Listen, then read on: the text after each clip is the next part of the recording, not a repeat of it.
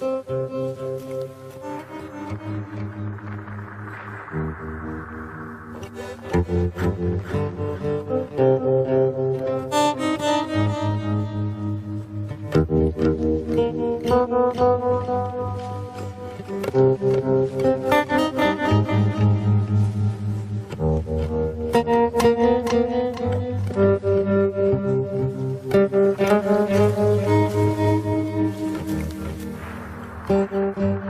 jour, j'ai été terrassée par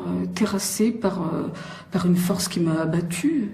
J'étais complètement terrassée, à plat, et puis j'avais l'impression de peser 30 000 tonnes, et je ne pouvais plus me lever.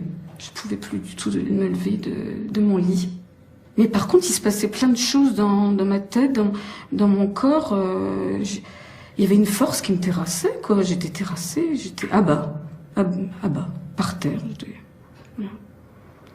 Donc j'ai bien senti qu'il y avait quelque chose qui se passait qui était physique, qui était très physique, mais je savais bien que ça n'était pas que physique.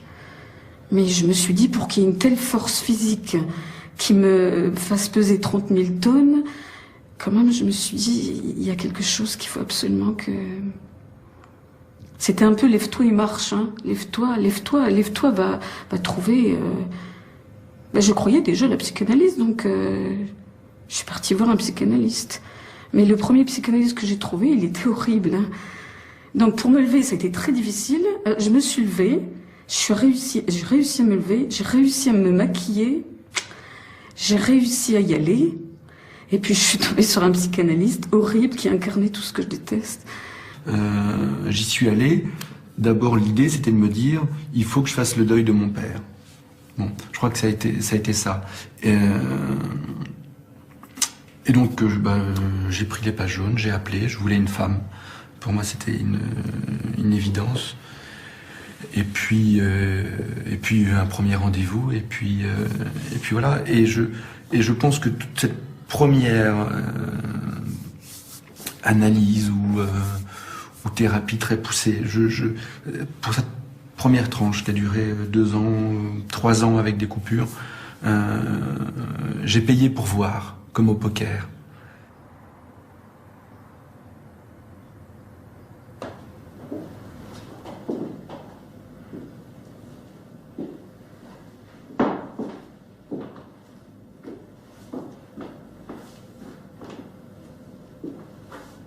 Je crois que j'ai été voir des gens quand j'étais petite plusieurs fois, mais ça c'était des tentatives de la part de mes parents liées à mon histoire avec mon frère, hein, qui est handicapé ou anormal ou autiste ou je sais pas très bien, et qui était en tout cas. Et ensuite, la vraie décision, c'est une décision que j'ai prise en toute jeune adulte, parce que donc j'ai pu n'entreprendre qu'une analyse qu'en décidant moi. Donc je crois que j'avais 19 ans et demi. J'avais 19 ans et demi et j'étais partie de chez moi depuis un certain temps déjà, et ça allait. Je sais même pas si j'avais le sentiment que ça n'allait pas. Ou si... Je sais pas ce qui a présidé vraiment à ça, mais en tout cas, c'était nécessaire, qu'il y avait un... C'est difficile d'identifier un mal-être rétrospectivement, en fait, de se dire est-ce que j'allais vraiment mal, mais c'était indispensable. Je crois qu'il y avait un problème de respiration, de saturation, d'étouffement et ma première analyse a été c'était un décollement de mon frère. Alors ensuite, j'en ai essayé un autre. Bon, l'autre était trop séduisant. Bon, alors il était tellement séduisant que j'arrêtais pas de lui raconter tout ce que j'avais fait au niveau de la séduction. Donc j'ai senti que ça ne marchait pas. Et puis lui, quand je l'ai vu, eh ben, c'était celui qui me donnait ce que j'attendais. il incarnait l'équilibre, le calme, le don. Et oui, le don, il me donnait quelque chose, voilà, il me donnait quelque chose. Et je sentais qu'il allait me donner cette force que un homme âgé, distant, calme, et je sais pas, c'était sans doute la personne dont j'avais besoin, dont j'avais besoin.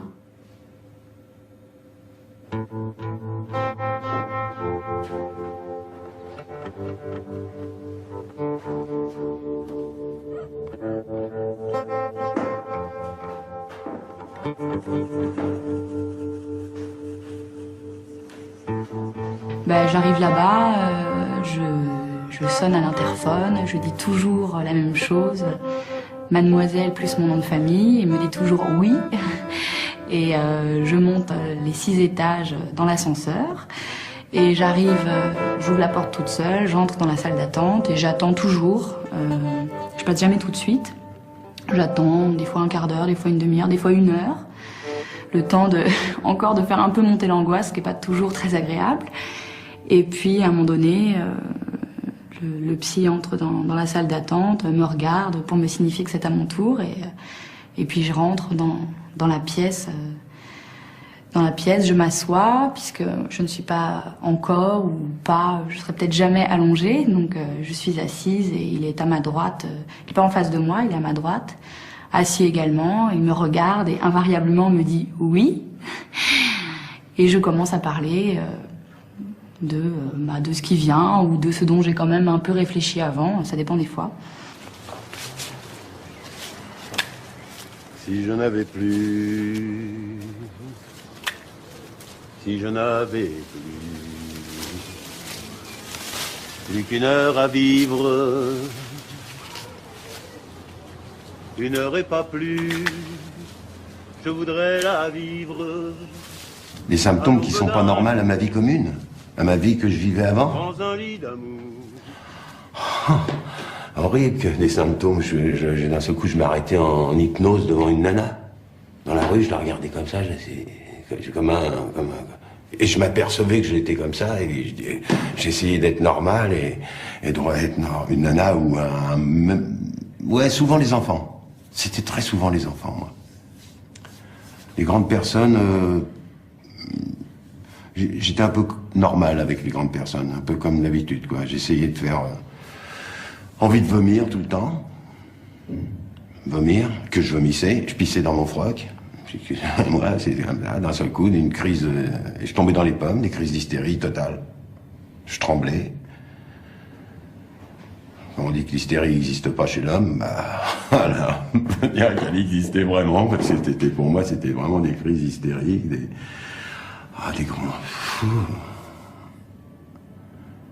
Et j'habitais dans un endroit où il y avait encore Pierre Alien qui habitait là, oui,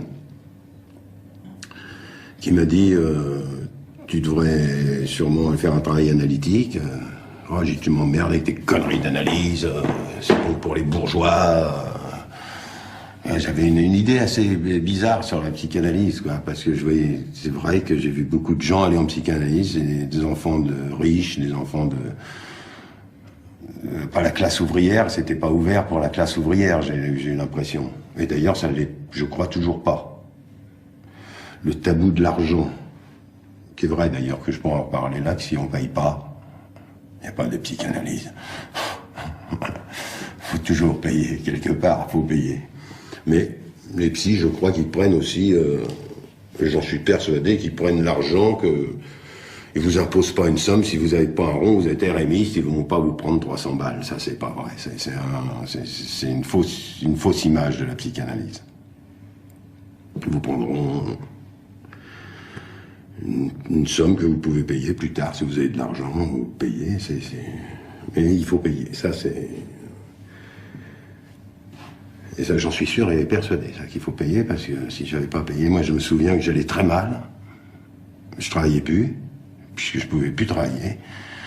J'allais très mal, je pouvais plus. C'est pas vrai, c'était faux, en plus, parce que je pouvais quand même. Et il m'a augmenté mes séances quand j'ai dit que je travaillais plus. Exprès pour que j'aille travailler. été travailler, et en travaillant, ça allait mieux. Bah, en fait, dans la démarche que j'ai faite au début de commencer une analyse, c'était quand même aussi l'acceptation de j'ai des problèmes, je peux être dans la plainte, je peux être quelque part une victime. Donc avoir des feuilles de maladie, quelque part, c'était bien. C'était je suis malade, j'ai des problèmes. Et un jour, en fait, j'ai oublié la feuille de maladie en partant. Et la semaine d'après, il m'a dit bah, tenez, vous l'aviez oublié, c'est peut-être parce que vous n'êtes pas malade. Et j'ai fondu en larmes. Alors il m'a dit mais qu'est-ce qui se passe? J'avais dit des choses qui a priori pouvaient beaucoup plus susciter les larmes que ça avant, et là je me mettais à pleurer pour ça.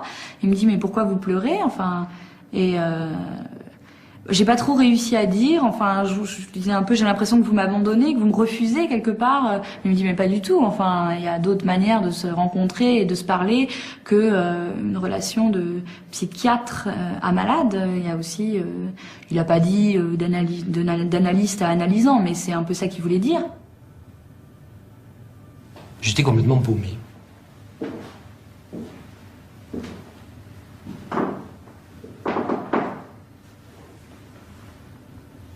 Quand ce mal-être devenait trop important, ça me mettait en danger d'un point de vue, je dirais, social. C'est-à-dire dans mes relations avec les gens, dans mes relations avec, dans ma vie professionnelle, quoi. C'est-à-dire que je me souviens, dans ces années-là, j'étais instit. J'ai fait quelques années d'instit. Et dans ces années-là, c'est vrai que je gambergeais tellement qu'il m'arrivait parfois de ne pas aller travailler, de ne rien dire. Et là, je sentais bien que j'étais en danger. Et si tu veux, il y avait une espèce de, comment dire, de signal qui s'allumait, tu vois, de ce côté-là, qui faisait que, là, je me disais, il y a du risque, quoi.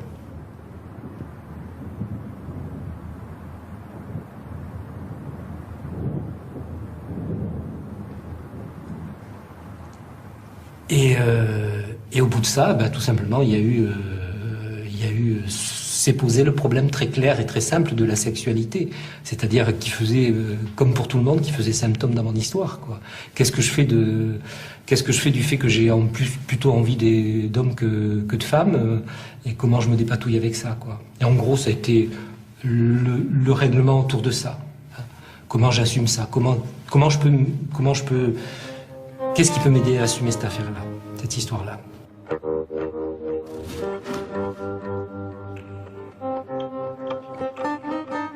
Je pense que ça a été ancré tellement tôt pour moi. J'ai mis très longtemps à comprendre que j'étais à ma naissance arrivée dans un univers, dans une vie où il y avait quelque chose, un paramètre extrêmement violent, qui est avoir ce frère qui n'était pas normal et avec qui j'ai été à l'école maternelle et où les autres enfants, et où je suis devenue son gardien et son garde du corps et sa grande sœur, et alors que j'étais plus petite. Et je me suis confrontée au regard, au fait d'être dévisagée, à la différence, à des choses d'une violence incroyable.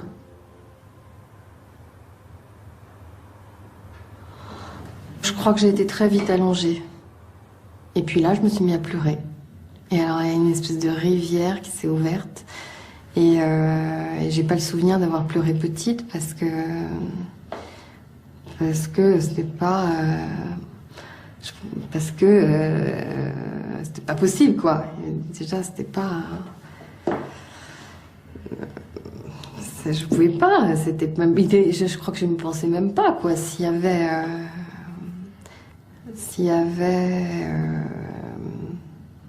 il va se confronter à une réalité, puis par ailleurs, il y avait mon monde intérieur où au contraire, où il y avait du plaisir.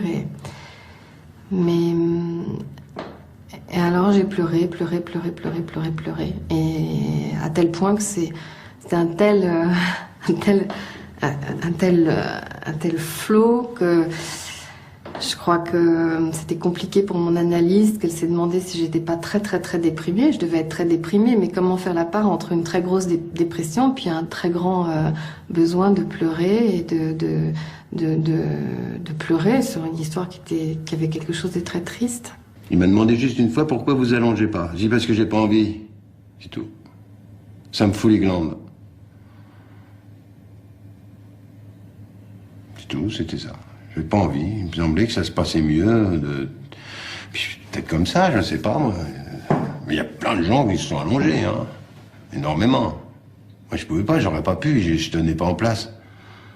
Allongé au bout de 2 minutes, j'aurais explosé. Il fallait que je bouge. J'étais assis sur une chaise, et puis je me relevais, je parlais, puis je parlais comme ça. J'ai dit, ouais, alors non, pareil, là, j'en ai marre de ce truc-là, oui. Et puis, ouais, et puis des trucs comme ça. J'avais beaucoup d'agressivité, ouais. Surtout quand j'ai abordé l'Algérie. Et l'être humain, et je pouvais plus supporter tout ce qui était... D'ailleurs, je peux toujours pas. Tout ce qui porte un uniforme, pour moi, c'est soit je tombe dans les pommes, ou je suis très agressif. Ou je fais un vertige, un truc comme ça, je peux pas. J'ai pas réglé ça. Et je crois que je le réglerai pas. Et heureusement, je le règle pas. Ça m'aide.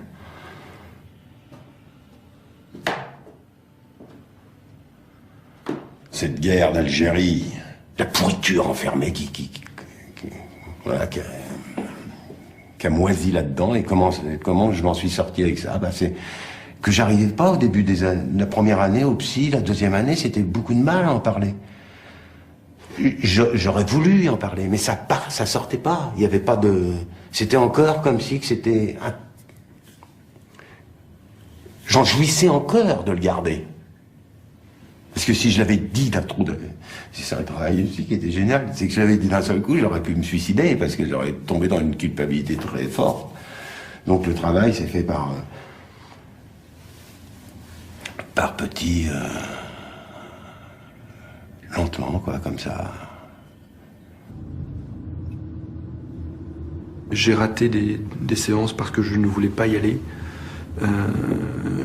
J'ai raté des séances donc volontairement, consciemment. J'ai raté des séances inconsciemment. Il y a parfois une volonté de rater des choses, et parce que c'est douloureux d'y aller, parce qu'on veut pas, parce que on veut pas aborder les sujets, ou parce qu'on se sent trop mal, et puis on remet en question pourquoi j'irai là, et parce qu'on domine pas, parce que c'est finalement comprendre qu'on se laisse aller, et qu'il y a des fois où on veut plus se laisser aller.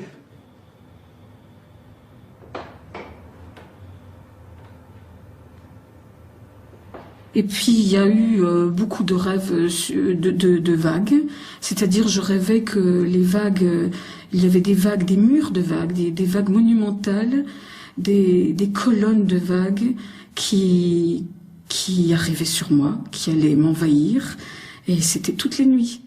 Donc des colonnes de vagues, et même des fois il y avait des colonnes de vagues de chaque côté.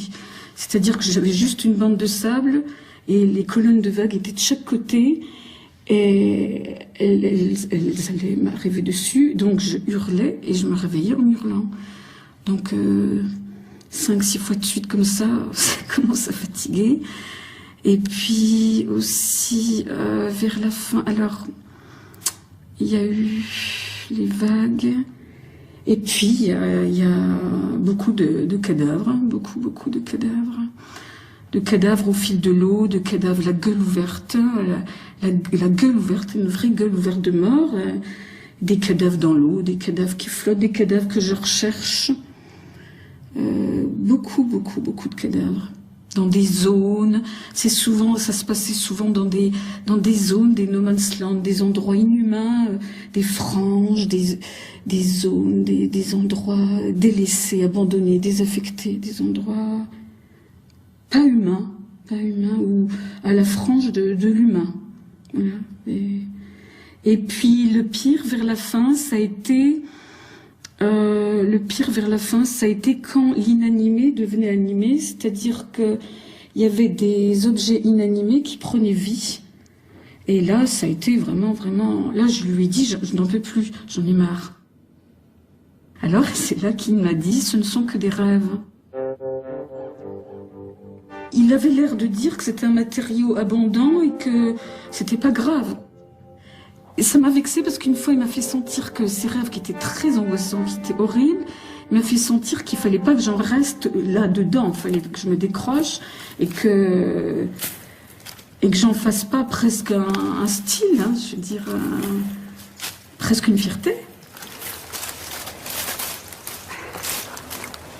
Enfin, disons que la chose, elle doit nous hanter, mais la chose, elle arrive, grâce ou...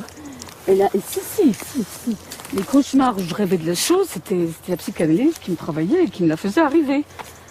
Et enfin, j'aime pas trop en parler parce que maintenant je suis dans la nature et que... Il a peut-être fallu donc, comme on dit, je sais pas moi, crever l'abcès, ouvrir la boîte pour que cette chose apparaisse et qu'elle apparaisse de façon répétitive. Hein. Et puis après, c'est ce qui me reste parce que je vous dis, je m'en souviens plus. Enfin, on aurait cru qu'en même temps que cette force terrassante, je ne sais pas si on peut appeler ça une force de mort, mais terrassait, il y avait la force de vie qui était là en même temps. C'est-à-dire que j'étais assez incandescente, brûlante, impossible, difficile. Il y avait tout. En fait, c'était une bataille. C'était une bataille entre les deux. Il y avait une bataille, il y avait un combat entre les deux. Il y avait un combat où les deux étaient là, c'est-à-dire il y avait une force de vie, une autre force que j'ose pas appeler force de mort, j'en sais rien, mais une autre force, et ça se bagarrait.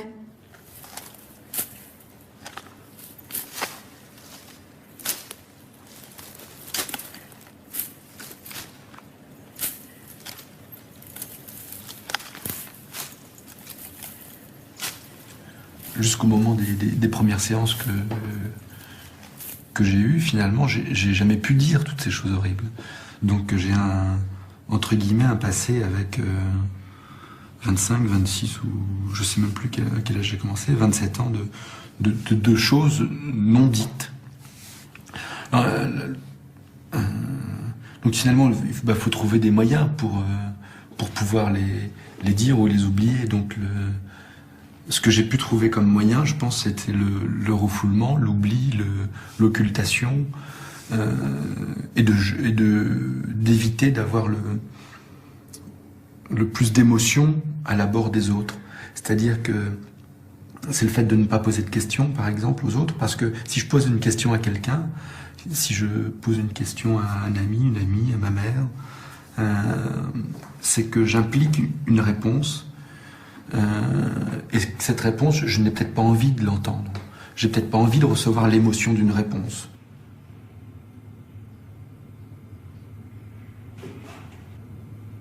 Une balade sur la plage avec simplement Nathalie, c'était pour moi un effroi, une souffrance, parce que se balader sur la plage à deux, sur une plage, il n'y a rien, je peux même pas regarder quelque chose, on est à deux, bras dessus, bras dessous, il va falloir que je parle, il va falloir que j'écoute, il va falloir que je me concentre sur une conversation. Et quand Nathalie pouvait me proposer ça, je fuis, quoi. On arrive à dire quelque chose, à accoucher d'une idée, d'une pensée, de quelque chose qui est dur, et on n'a rien en retour. On paye en plus. C'est horrible, enfin, c'est super dur. On va quelque part, on y va, ça prend du temps, on attend, on passe, on dit des trucs pas marrants, en plus on paye, et puis on rentre chez soi, on met son mouchoir par-dessus. Enfin, il n'y a pas... Quand on dit quelque chose de difficile à une amie ou un ami, on va avoir, mais c'est pas grave, mais non, mais tu es quand même ceci ou tu es quand même cela, mais moi je t'aime, et moi je pense à toi, moi je te comprends, mais lui il comprend pas, il s'en fiche, enfin il s'en fiche, c'est pas du tout son travail d'être réconfortant. Et c'est là où on passe un pas entre dire à un ami j'ai vécu telle chose ou je pense telle chose, c'est très dur pour moi, et le dire à un psy qui va rien dire en retour, qui va dire bon, on se voit à tel moment.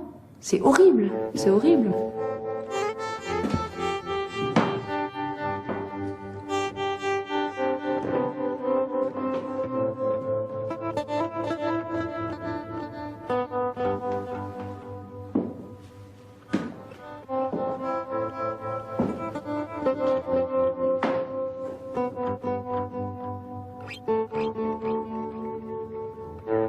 Alors j'étais en analyse et puis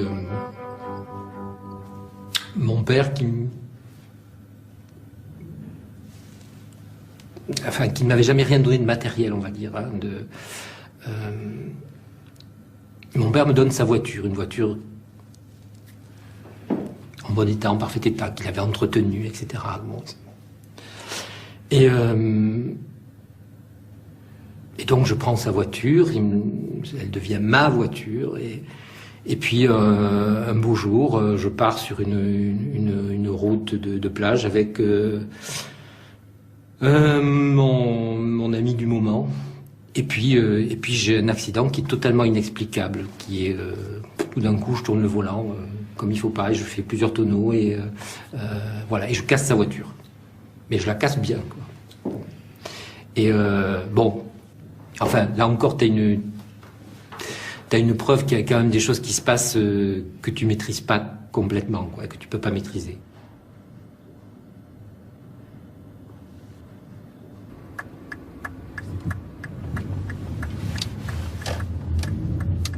On a d'abord été en face à face, et après, il y a eu donc cette invitation à passer sur le divan, et quelques séances avant de repartir sur le divan, moi je me suis dit, mais où est-ce que je vais mettre mes pieds, quoi? Les chaussures, on sait qu'on marche partout, qu'elles peuvent être sales et tout ça, et je voyais ce divan avec un coussin au niveau des pieds.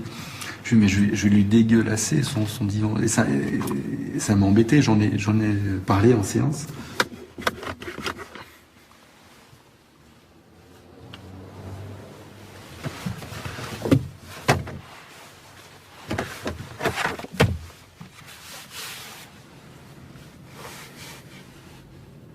Et puis mon analyste, en même temps que de s'occuper d'analyseurs adultes, il s'occupait d'enfants. Et ça, c'était très important pour moi aussi. Parce que je trouvais ça très rassurant. Je trouvais ça très rassurant Enfin, ça me paraît normal qu'un analyste qui travaille sur l'inconscient, qui essaie de travailler sur toutes les blessures qu'on a eues dans la petite enfance, qui essaie de les remettre à jour, de mettre du symbolique sur tout ça. Ça me paraissait important qu'il s'occupe aussi d'enfants. C'était pour moi un truc bon. Alors moi j'étais rassuré de voir des feutres, de voir de la pâte à modeler, de voir tout un tas de trucs comme ça quand j'arrivais avant de m'allonger. Ça me rassurait.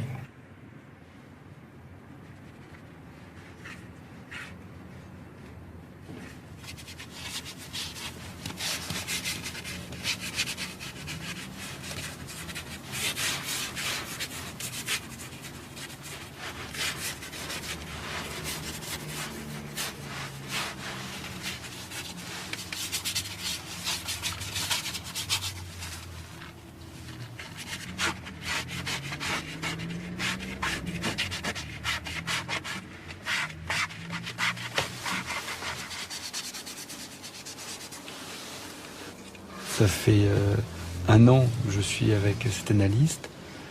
Donc là, on rentre vraiment dans des choses qui peuvent être difficiles, qui peuvent être dures, et qui me renvoient énormément de mots, d'images, de violence. Il y a des séances où je vais arriver le cœur en fête, et sans me douter que je vais aller dans des pleurs, dans des mots, dans des souvenirs qui vont me renvoyer une telle force d'image que j'en suis touché émotionnellement. Voilà. Et il m'a fallu payer le prix en temps, en argent, en patience, pour arriver à ces choses-là que j'exprime et qui sont encore en latence, mais que je sens arriver et que j'essaye franchement de refouler et puis d'attendre. Hein. J'attends encore pour tout, pour tout dire. C'est un truc impensable, l'analyse. Enfin, quand on dit à des gens qui sont pas, qui n'ont jamais éventuellement parlé de ça, qu'on dit qu'il peut se tisser un lien amoureux entre un type qui vous écoute et vous qui êtes, qui vous laissez, qui vous abandonnez sur un divan, c'est surréaliste cette affaire-là. C'est incroyable. Et pourtant, c'est comme ça que ça se passe. C'est comment dans cette expérience amoureuse-là, on arrive à saisir ce qui fait souffrir, quoi. Ce qui a fait souffrir. Qu'est-ce que je lui ai apporté? Alors, on peut refaire comme si que j'étais assis sur ma chaise et je regardais Godin dans les yeux, et puis je disais tiens, j'ai vu l'arabe en bas, pardon, il me faisait. Parce que c'était l'arabe, quoi. Il n'a pas voulu mes pièces de monnaie pour... J'ai payé le café, il m'a touché les pièces de monnaie, j'avais que des pièces de 20 centimes. Ah, vous voulez le payer en pièces de 20 centimes? J'ai dit oui, j'avais que ça comme monnaie, parce que... Voilà, des trucs comme ça, des petits trucs comme ça, tout bêtes. Ma femme, elle veut plus de moi. Ah bon, votre femme veut plus de vous? Même pas, il me répondait même pas. Ça, c'est moi qui le dis, parce qu'il me répondait même pas.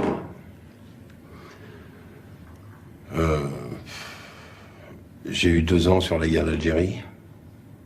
Je vais pas en parler. C'est ce qui a été le plus long. On a abrégé ça quand même, parce que c'était pas de là vraiment que ça venait. Enfin, c'était un peu tout ça, quoi. Sur mes fantasmes sexuels, à cette époque, il y en avait beaucoup.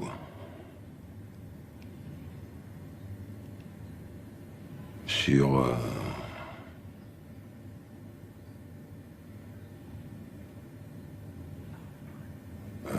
des choses... Sur la mort de mes frères. Je crois que ça m'a beaucoup atteint, ça. Sur la mort de mes frères, j'ai parlé pour... Moi, même si elle était marrante, enfin, c'était pas marrant, je demandais des questions, souvent. Je posais des questions, quoi. Je disais pourquoi. Et lui, il essayait de pas... Il n'y a pas de pourquoi. Il n'y a pas de pourquoi, fallait parler, quoi. Ou pas parler.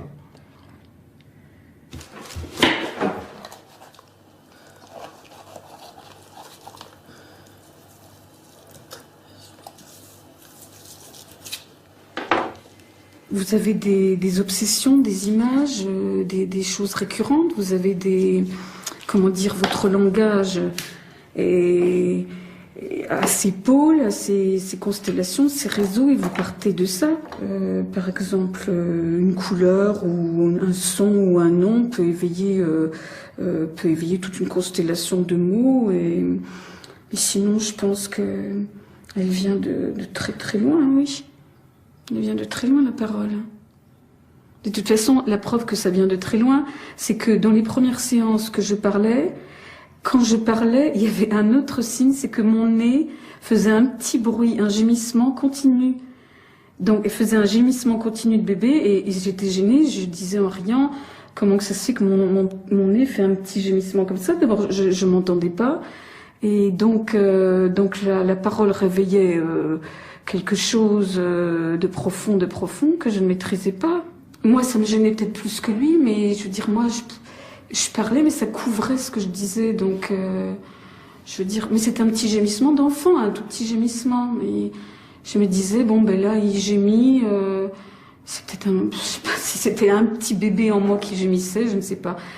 Et il a dit oui, quoi, ce petit nez. On a un peu ri quand même, c'était mignon, c'était tendre. C'est comme un petit bébé qui vagit, je sais pas, c'était un petit peu... Il me semblait que c'était quelque chose d'un petit bébé qui gémissait. Je me souviens plus trop ce qu'il a dit pour ça. Et je lui ai dit, là, vous voyez, il y a clairement quelque chose qui se réveille.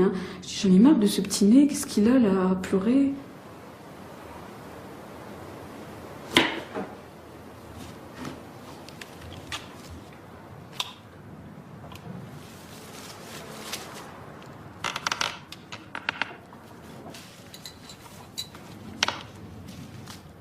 On ne peut pas oublier son corps, mais même si on se défend intellectuellement, le corps parle quand même, de toute façon. Et c'est vrai que c'est un peu ça que je dois aussi faire, mais là, j'en suis tellement loin que j'ai même du mal à en parler, parce que ça, pour le moment, ça n'a pas du tout avancé. Enfin, à part que que ça me semble clair que oui, j'ai dit je suis mon propre bourreau, voilà. Enfin, pas être en paix avec son corps, pas aimer faire plaisir à son corps, être un peu en conflit, en guerre. Enfin, moi, j'ai l'impression d'être deux. Hein. Enfin, j'ai l'impression que j'ai un esprit et un corps et que je suis en guerre avec mon corps. Et que tant que la paix sera pas signée, je serai pas apaisée. Je pense que j'ai parlé d'une chose dont je parle souvent et que cette fois, j'ai pas dit la même chose que d'habitude. J'ai été plus loin. Et là, je pense qu'il y a vraiment quelque chose qui s'était passé. Et c'était par rapport à ma féminité, etc. Et je pense que le fait de s'allonger, justement, n'était pas anodin.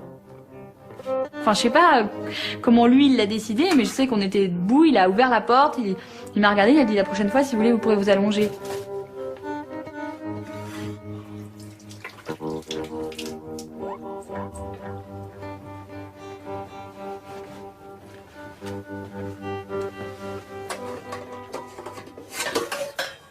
Et à un moment où ça n'allait pas, au niveau de l'acceptation de mon corps ou quelque chose comme ça, je sais que j'ai dit en séance, je comprends pas, la nourriture est un problème pour moi, j'arrête pas d'y réfléchir, et puis ça change rien. Et le psy m'a dit, c'est parce qu'il faudrait peut-être pas y réfléchir. Alors là, je suis restée bloquée pendant 10 secondes, je dis mais qu'est-ce qu'il me dit? Pourquoi faudrait pas que j'y réfléchisse?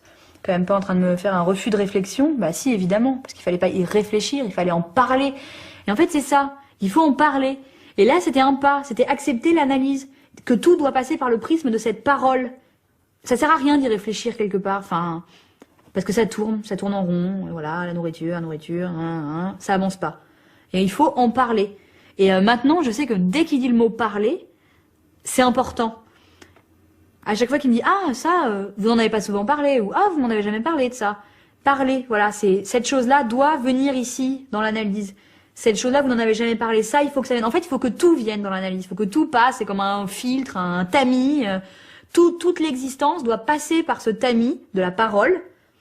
Et c'est ça que j'ai peut-être du mal à accepter. C'est que moi, comme je crois beaucoup en la raison ou en ma puissance raisonnable ou rationnelle, je me dis, bon, ça, c'est bon, je vais trouver la solution toute seule avec mes petits neurones. Bah non.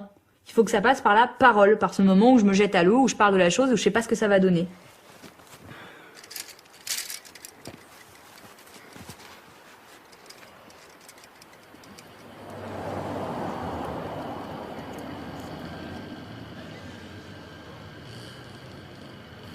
Quand ça a résisté, quand il y avait des choses qui ne voulaient pas se dire, qui ne pouvaient pas se dire, la meilleure traduction, c'est évidemment le silence, quoi.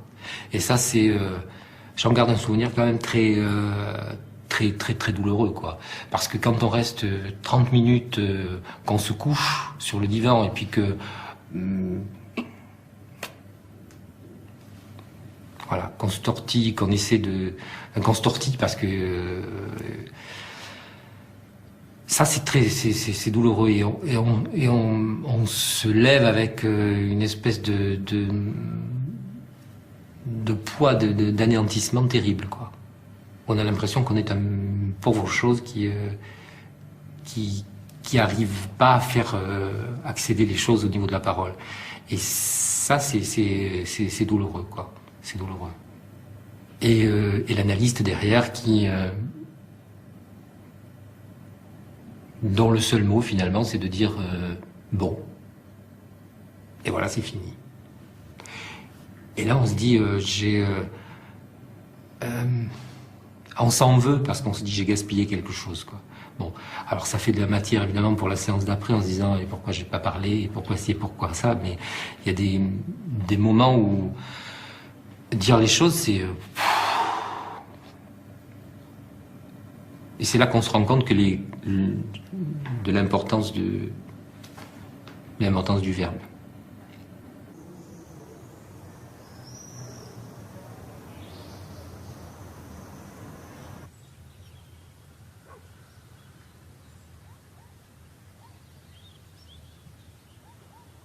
J'attendais beaucoup de réponses de sa part, j'en avais pas.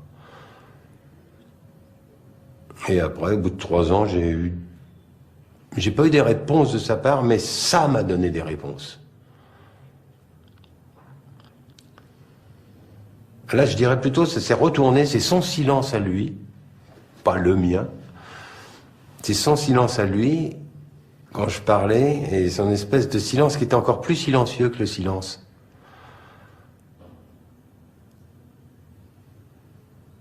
Ah. Qui était plus silencieux que le silence, c'était...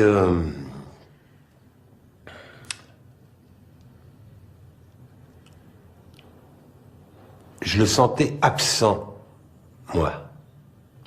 Je le sentais absent à ce que je disais. Et c'était assez important. Aujourd'hui, j'en parle comme ça, pas à cette époque.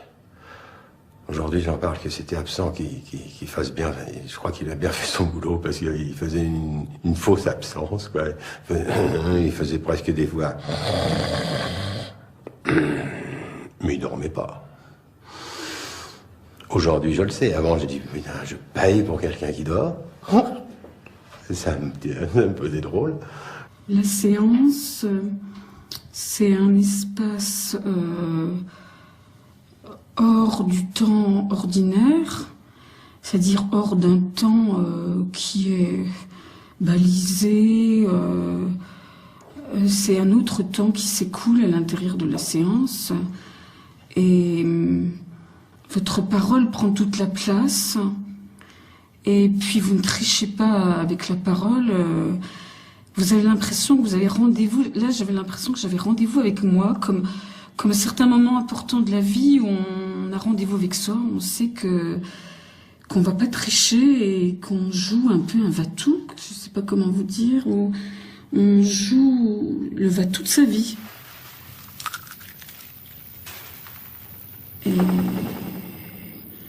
Et les mots ont ici une valeur dans la séance qui n'ont nulle part ailleurs.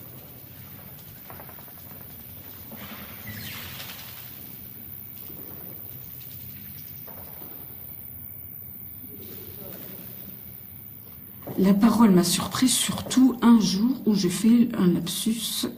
J'ai dit au psychanalyste, je suis partagée entre la psychanalyse et la mystique. Enfin, je voulais dire, je suis partagée entre la psychanalyse et la mystique.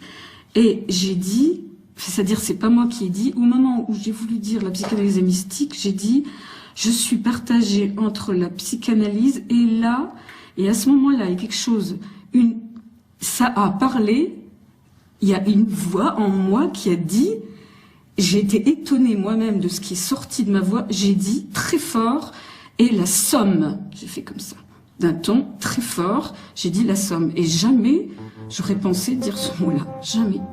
Parce il m'a tout de suite dit, après le lapsus, donc vite, il a dit quelque chose comme vite, alors qu'est-ce que c'est pour vous la somme? Mais là, moi, j'étais désarçonnée parce que c'était comme si c'était pas moi qui avais parlé. Alors, moi, j'ai dit la somme, bon, j'ai fait comme une petite écolière. Je dis la somme, c'est d'abord une compilation d'un ensemble, la somme théologique. Puis après, je dis la somme, c'est aussi le fric, hein, c'est la dette, c'est tout ce qu'on paye. Et je crois que c'était plutôt ça. C'était ça, c'était la piste de la dette.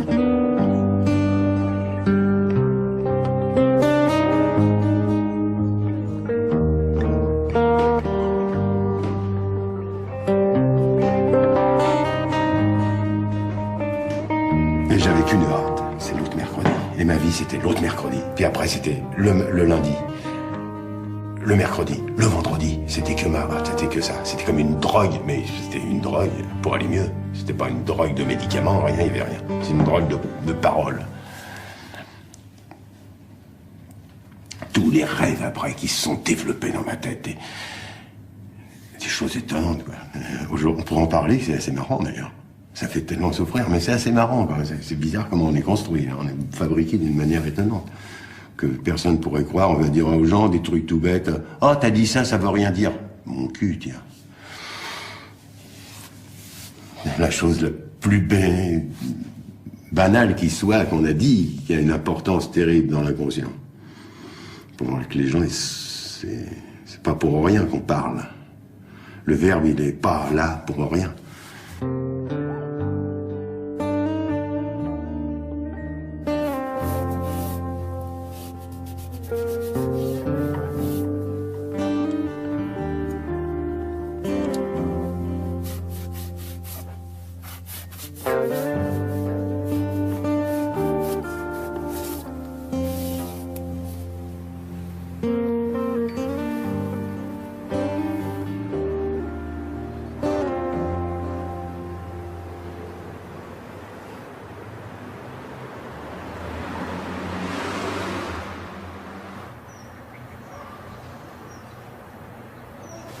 Allez bébé.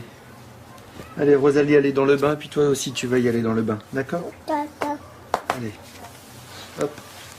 Allez, on lève les bras. On lève les bras. Hop, allez. Allez dans le bain. Au bain, monsieur.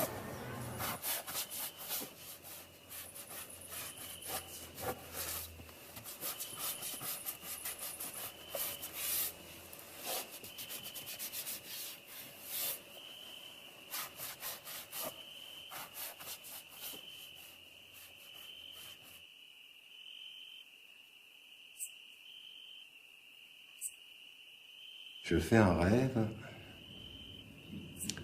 et c'était un rêve assez étonnant d'ailleurs,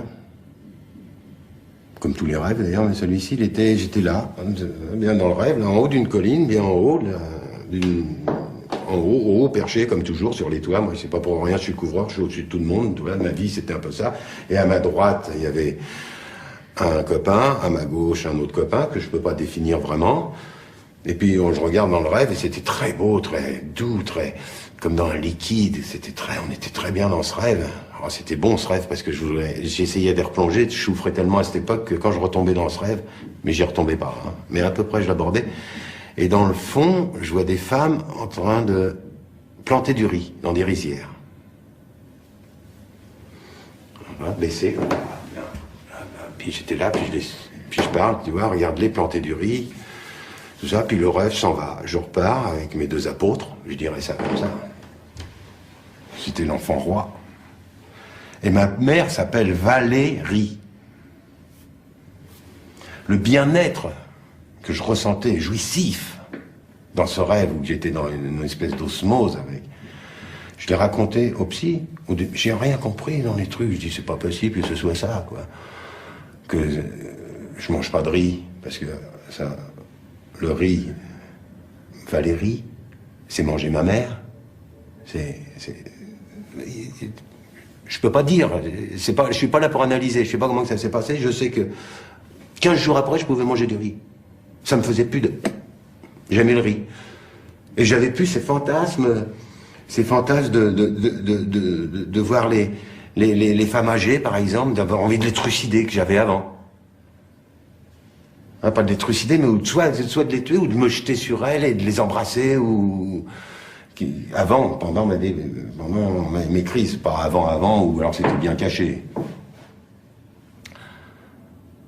Et c'est ce qui m'a fait aussi comprendre, enfin pas ce rêve-là, mais tout ce qui s'ensuit avec tous les autres rêves. Je peux pas raconter tous mes rêves, c'était tout un tas de rêves, mais pour dire les significations. La vallée, pour dire c'est un rébus le rêve, quoi. Le rébus, il y a une vallée. Dans le fond de la vallée, on plantait du riz, Valérie, ça marche avec, voilà, c'est simple, tu vois, c'est lacanien peut-être, et le verbe accroché à l'inconscient, tac, voilà, il est là, bien, on l'a dit, il a analysé, le psy m'en a parlé, 2 trucs, j'ai tout, ça a compris, fait du riz, j'en mange du riz, c'est très bon le riz, merci la psychanalyse. Bon, mais ça n'a pas fait que ça, j'ai pas tant souffert parce que je pouvais pas manger de riz, c'est que ça a commencé à démêler plein de choses, et quand ça démarre, ce truc, ça en finit plus.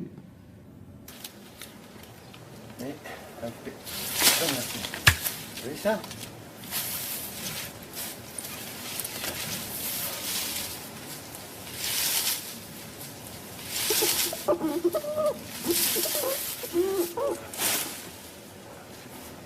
Dans la première analyse, je me souviens plus de choses physiques,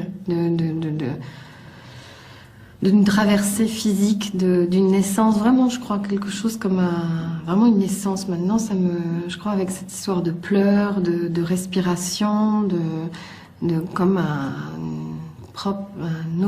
auto-accouchement. Donc quelque chose de très physique.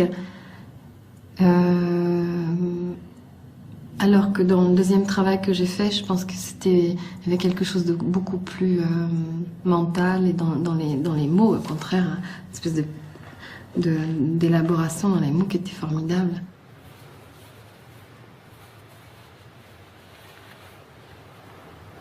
Mon angoisse par rapport à ma propre histoire, c'est que les femmes avaient toujours eu à choisir entre la maternité et le travail artistique.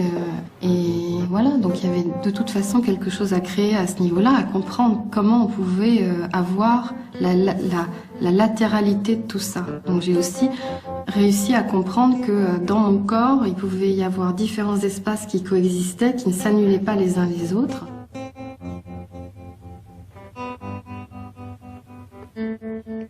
On n'entreprend pas un travail analytique uniquement parce qu'il y a une souffrance. Je veux dire, la question et la quête intellectuelle, ou je sais pas si on peut dire intellectuelle, ou de la pensée, c'est de la pensée. Donc on peut avoir à un moment de sa vie besoin d'être dans comme ça, une poche de pensée où on remue un certain nombre de choses parce qu'on pressent qu'il faut en élaborer, qu'il y a une élaboration qui est vachement importante. Et pour moi, c'était vital.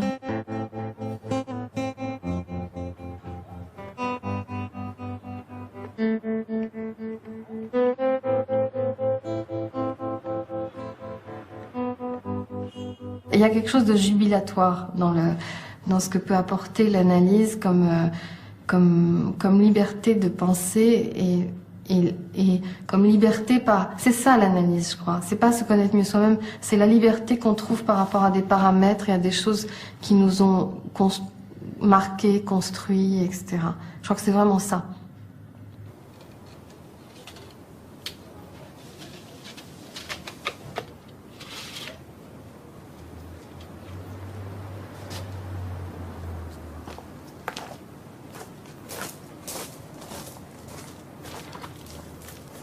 Disons que ce personnage qu'est l'analyste et que je dotais d'une hyperpuissance au début de l'analyse, à la fin de l'analyse, je le voyais comme un homme. Comme un homme avec qui je pouvais éventuellement m'entretenir. Mais à partir du moment où ça s'est installé, je veux dire, la relation analysant-analyste, elle était... elles étaient dissoutes un peu.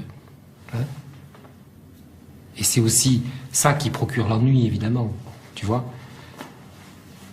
Mais vers la fin de la psychanalyse, il y avait des petits signes de vie, des petites choses très réconfortantes. Par exemple, je rêvais de fleurs. Alors là, c'était un signe de renaissance. Hein. Je rêvais de fleurs blanches. Ou alors je rêvais que je gagnais un concours de poésie. Bon, ça c'était des petits signes de reprise, ou peut-être que toutes ces forces de mort, c'est pas des forces de mort, mais ces pulsions de mort ou ces images angoissantes ont disparu, complètement disparu, complètement. Je ne rêve plus du tout ni de fauves, ni de cadavres, ni de... Là, alors donc j'ai eu l'impression de traverser quand même, je dis traverser Calcutta, traverser un pays d'horreur, hein. Traverser l'horreur, quoi, mais une fois que c'est traversé, c'est tout, hein, c'est pas...